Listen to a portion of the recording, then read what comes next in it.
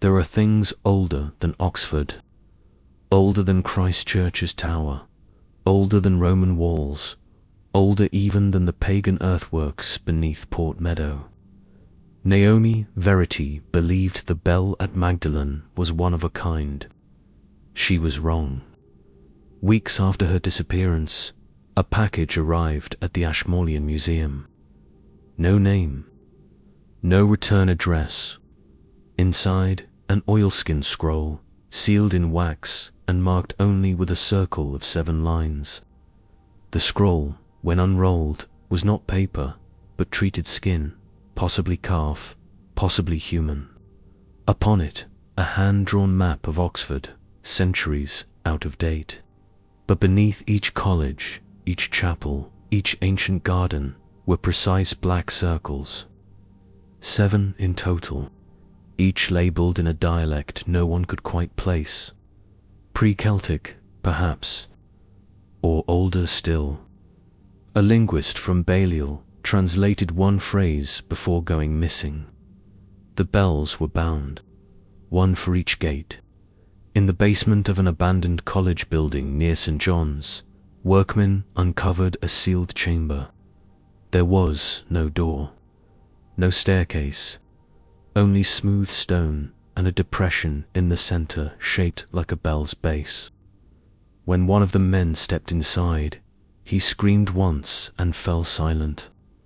The others found him standing rigid, eyes rolled back, whispering, "It's not ringing, it's breathing." He never recovered speech. On his forearm appeared a mark over the next week, 7 concentric lines burned into the skin. The chamber was resealed. The site was accidentally omitted from all university maps. But the sound began anyway. At first, only in dreams. Then in cellars. Then through the pipes of buildings that had no pipes. A low, subharmonic vibration, not quite audible, but undeniable. Students began dropping classes. Faculty called it hysteria. But in their sleep, they all heard the same phrase. One bell rings, another. Deep in the Bodleian's restricted stacks, a retired professor named Elias Corin discovered a reference in an exorcism manual from 1371. To silence the 7, bury the keys, not the keepers. Corin had seen Averell's files. He'd been one of Blackwell's colleagues. He returned to the sealed belfry at Magdalen with one goal, to destroy what lay within. But he never made it inside. The night before he planned to enter, he was found seated upright in his rooms, every bell on campus ringing simultaneously except the one in Magdalen. That one tolled once and stopped. His final note, "They are not calling out. They are calling to one another." It's now understood by a very quiet circle of scholars, those who haven't vanished, that each bell was placed to seal a gate, not to another world, but to a memory buried in the land itself. Something so old, so powerful, that it had to be split into 7 echoes, each bound in silence and stone. But now, one is awake, and the rest are listening.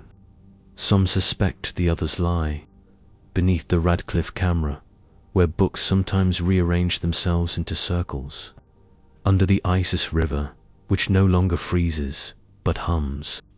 Within the sealed crypt beneath All Souls, where 7 chairs are arranged around a missing center.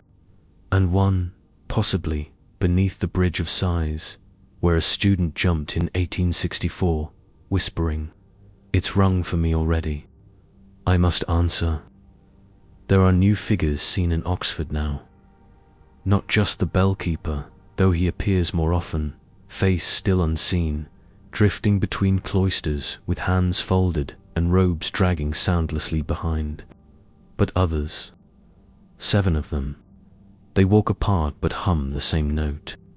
They are never caught on camera. They leave no footprints.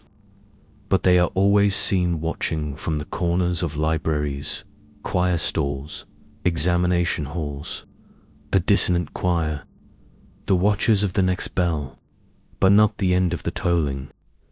Because in the hush between lectures, between heartbeats, between the tick and the tock of the Radcliffe clock, if you listen very carefully, when no one else is speaking, when your ears ring just slightly, you may hear it, that hum beneath the world, the breath of buried bells, the memory of something older than time, waiting to be rung again.